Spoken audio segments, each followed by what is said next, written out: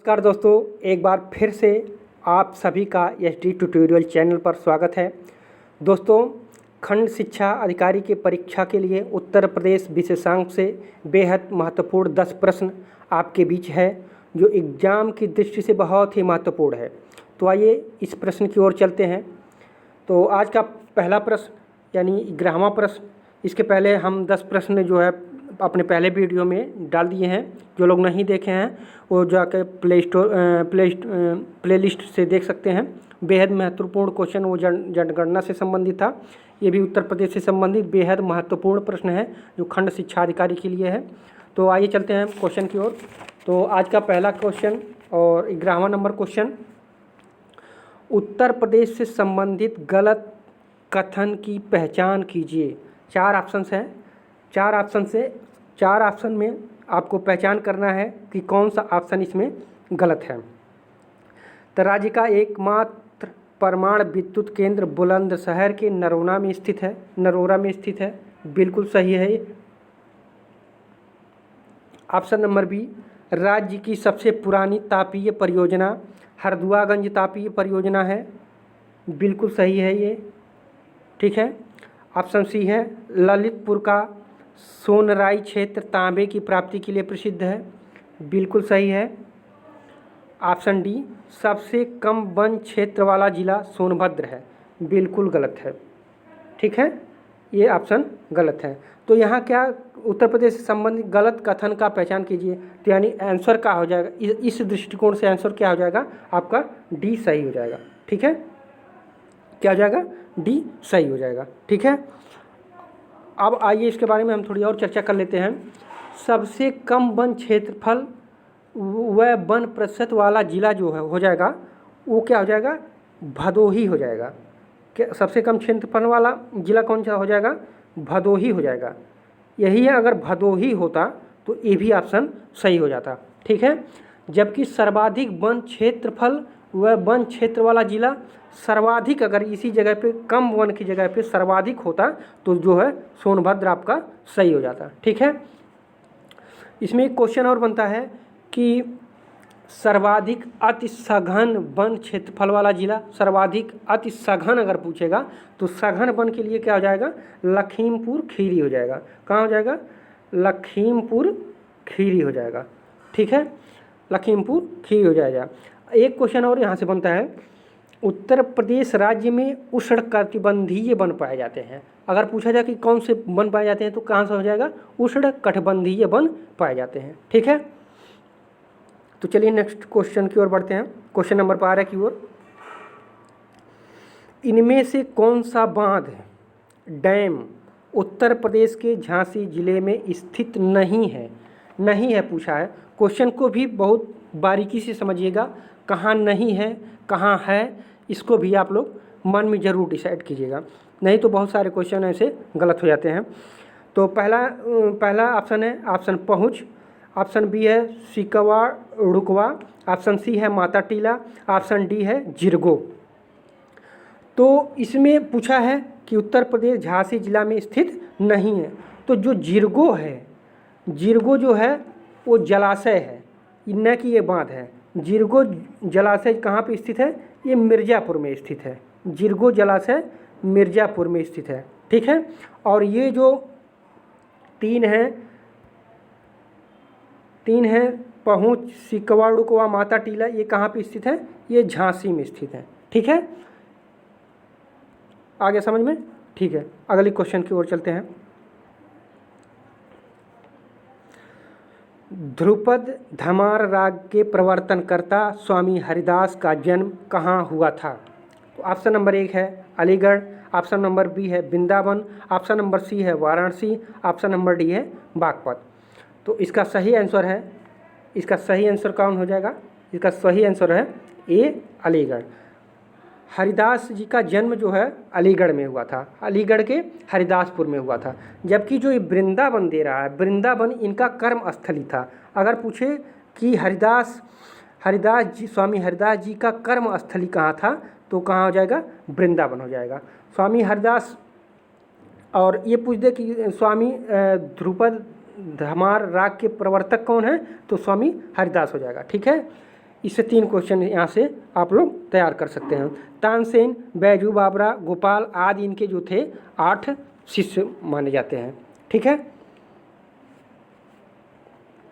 Next question पे चलते हैं।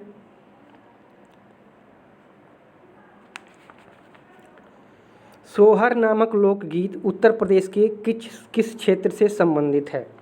सोहर गीत लोकगीत आप लोग जानते ही होंगे, तो इसको बताना है कि किस क्षेत्र से संबंधित है। ब्रज क्षेत्र से, बुंदेलखंड क्षेत्र से, कोरवी क्षेत्र से, अवध क्षेत्र से। तो कौन सा आंसर सही हो जाएगा? तो ऑप्शन नंबर डी जो है अवध क्षेत्र से ये जो है सही हो जाएगा। अवध क्षेत्र में जैसे लखनऊ, गोंडा, ये सब जो क्षेत्र हैं वहाँ पर सोहर लोकगीत को जो है गाया जाता है। ठीक है, नेक्स्ट क्वेश्चन 15 पे चलते हैं। क्वेश्चन नंबर 15 पे,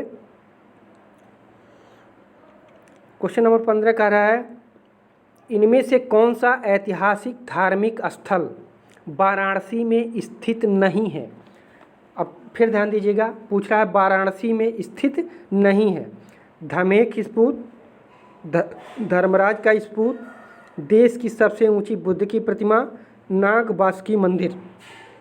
3-4 ऑप्शन में कौन सा ऐसा स्थान है जो वाराणसी में स्थित नहीं है? तो आप लोग आंसर बताइए। इसका आंसर हो जाएगा ऑप्शन नंबर डी, नाग बासुकी मंदिर। नाग बासुकी मंदिर जो है वाराणसी में नहीं है, बल्कि कहाँ पे है? प्रयागराज, इलाहाबाद में। कहाँ पे है? प्रयागराज, दारागंज में, इलाहाबाद में, वही दारागंज में स्थित है। कहा जाता है कि प्रयागराज आने वाले तीर्थ जब तक जो तीर्थ प्रयागराज में जो लोग जाते हैं तीर्थ करने के लिए, वहाँ ही कहा जाता है कि जब तक नाग बासुकी मंदिर का दर्शन नहीं कर लेते तो उनका तीर्थ जो है पूर्ण नहीं होता, ऐसा मानना है सबका। ठीक है, तो नाग बासुकी मंदिर जो है वाराणसी में न होकर के बल्कि कहाँ पे? प्रयागराज में स्थित है। ठीक है, अब अगले क्वेश्चन की ओर चलते हैं। अगला क्वेश्चन नंबर 16। क्वेश्चन नंबर 16 कह रहा है सोरो सूकर क्षेत्र नामक प्रसिद्ध तीर्थ स्थल उत्तर प्रदेश के किस जिले में स्थित है? सोरो सूकर क्षेत्र नामक प्रसिद्ध तीर्थ स्थल उत्तर प्रदेश के किस जिले में स्थित है? तो ऑप्शन 1 है कासगंज, ऑप्शन बी है फर्रुखाबाद, ऑप्शन सी है मथुरा, ऑप्शन डी है आगरा। तो कौन सा ऑप्शन सही हो जाएगा? तो आपका ऑप्शन सही हो जाएगा ऑप्शन नंबर ए। ठीक है, सोरो सूकर क्षेत्र नामक प्रसिद्ध तीर्थ स्थल उत्तर प्रदेश के कासगंज जिले में स्थित है। यहाँ प्रत्येक अवस्था, अब इसके बारे में थोड़ा जान लीजिए।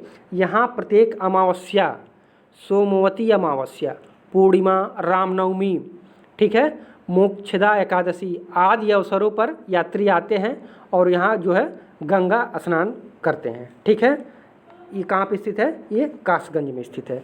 ठीक है, वेरी इंपॉर्टेंट क्वेश्चन है ये पूछा जाता है। मेला से संबंधित जो सारे क्वेश्चन बनते हैं तीर्थ मेला से संबंधित, उस दृष्टिकोण से ये बहुत ही इंपॉर्टेंट क्वेश्चन है। ठीक है, अगली क्वेश्चन की ओर चलते हैं। Question number 17। इनमें से कौन सा जिला पान की खेती के लिए प्रसिद्ध नहीं है? ध्यान दीजिएगा, नहीं है। महोबा, बांदा, ललितपुर, कानपुर। ठीक है, तो आप कौन सा ऑप्शन सही हो जाएगा? ऑप्शन नंबर डी, कानपुर जो है पान के लिए प्रसिद्ध नहीं है। महोबा, बांदा, ललितपुर जो है पान के लिए प्रसिद्ध है। महोबा, बांदा, ललितपुर आदि जो है ये पान के लिए बहुत ही प्रसिद्ध जगह है। ठीक है, अब नेक्स्ट क्वेश्चन की ओर चलते हैं। Question number 18।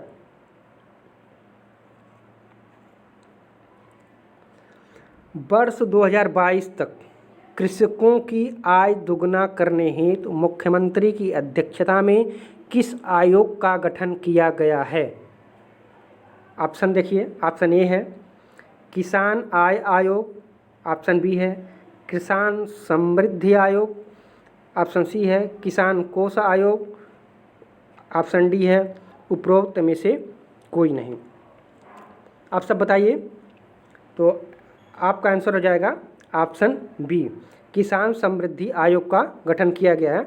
इसमें केंद्र सरकार द्वारा ये मानक तय किया गया है कि किसानों का आय दुगना करने के लिए 2022 तक कृषकों की आय दुगना करने के लिए एक आयोग की गठन किया जाए, जो उस आयोग का नाम दिया गया किसान समृद्धि आयोग। इसका अध्यक्ष कौन होगा? इसका अध्यक्ष जो है मुख्यमंत्री योगी आदित्यनाथ हैं, ठीक है। और उपाध्यक्ष अगर पूछे तो उपाध्यक्ष में कृषि मंत्री सूर्य प्रताप शाही, और नीति आयोग, भारत सरकार के जो नीति आयोग के सदस्य हैं प्रोफेसर रमेश चंद्र हैं। प्रोफेसर रमेश चंद्र ये नीति आयोग के जो है भारत सरकार के नीति आयोग के सदस्य हैं, नीति चंद्र। और अगर इसका सदस्य पूछे तो ये सदस्य जो हैं मुख्य सचिव, प्रदेश के जो मुख्य सचिव होते हैं, और किसी उत्पादन आयुक्त जो हैं इसके सदस्य हैं, ठीक है। तो इससे तीन चार क्वेश्चंस बनेंगे, इसको जो है 2-3 बार ध्यान से देख लीजिएगा। बहुत ही इंपॉर्टेंट क्वेश्चन है इस वर्ष के लिए, मोस्ट इम्पॉर्टेंट क्वेश्चन है, ठीक है। और अगले प्रश्न की ओर चलते हैं। अगला प्रश्न 19 नंबर। दोस्तों इस चैनल को सब्सक्राइब और लाइक भी करें, जो है हम इसी तरह से मोस्ट इम्पॉर्टेंट वीडियो जो है खंड शिक्षा अधिकारी के लिए लाते रहेंगे आप लोग के लिए। और आप लोग जो है सहयोग करें, सब्सक्राइब करें, लाइक करें और शेयर भी करें दोस्तों में, जिससे सबका जो है भला हो। तो आइए हम 19वें नंबर क्वेश्चन पे चलते हैं। राष्ट्रीय हिंदी संग्रहालय उत्तर प्रदेश के किस जिले में स्थापित किया जा रहा है? तो आपका ऑप्शन है, option A Lucknow, option B Allahabad, option C Agra, option D Varanasi. तो कमेंट कीजिए, आप लोग कमेंट भी कर सकते हैं आंसर को। तो आपका सही आंसर हो जाएगा ऑप्शन नंबर सी, आगरा में।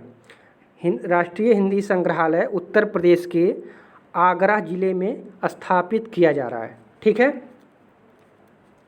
अब आइए अंतिम क्वेश्चन की ओर बढ़ते हैं। चैनल को सब्सक्राइब जरूर करें, लाइक करें।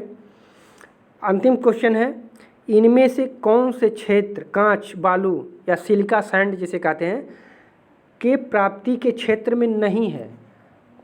3 तो होंगे, एक नहीं है, कांच बालू की प्राप्ति के क्षेत्र में नहीं है। ऑप्शन है A Prayagraj, option B Ghaziabad, option C Jhansi, option D Chitrakoot.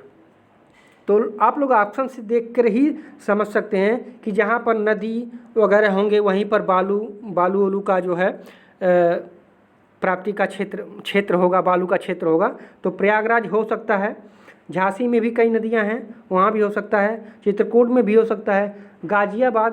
Ghaziabad तो ऐसा कोई नदी वगैरह बालू का क्षेत्र वहाँ पे नहीं पाया जाता है। तो इसलिए हम कह सकते हैं कि जो गाजियाबाद है वो ऑप्शन सही होगा, वह क्षेत्र गाजियाबाद का क्षेत्र नहीं है। अब एक यहाँ पे 2-3 क्वेश्चन बन जाते हैं, देखिएगा, ध्यान दीजिएगा। अगर कहे कांच बालू की दृष्टि से उत्तर प्रदेश का देश में कौन सा स्थान है, तो देश में कौन सा स्थान है? तो दूसरा। उत्तर प्रदेश कौन सा स्थान हो जाएगा? देश में दूसरा स्थान हो जाएगा। पहला स्थान किसका है? आंध्र प्रदेश का। पहला किसका है? आंध्र प्रदेश का, ठीक है। प्रदेश में गंगा यमुना नदी से कांच बनने योग्य सिलिका बालू प्राप्त किया जाता है। प्रदेश के प्रयागराज में अगर देखा जाए, प्रयागराज में जो है शंकरगढ़ में कहाँ पाया जाता है? शंकरगढ़ में पाया जाता है। और झांसी का देख लिया जाए तो झांसी कहाँ पे? मुंडारी में भी कांच का बालू का सिलिका का क्षेत्र पाया जाता है। कहाँ पे? मुंडारी, ठीक है। और चित्रकूट में देखा जाए तो लोहागढ़। कहाँ पे? लोहागढ़। कहाँ स्थित है? लोहागढ़ और बरगढ़ भी इसे कहते हैं, बरगढ़, ठीक है, बरगढ़। ये सब बरगढ़, ये यहाँ पे जो है सिलिका लैंड पाया जाता है, गाजियाबाद में नहीं पाया जाता है। तो दोस्तों आज का ये 10 बहुत महत्वपूर्ण प्रश्न था। इसको 1 बार 2 बार जो है आप देखिए और वीडियो को लाइक कीजिए, सब्सक्राइब कीजिए और चैनल पर बने रहिए। पूरा वीडियो देखने के लिए बहुत बहुत धन्यवाद।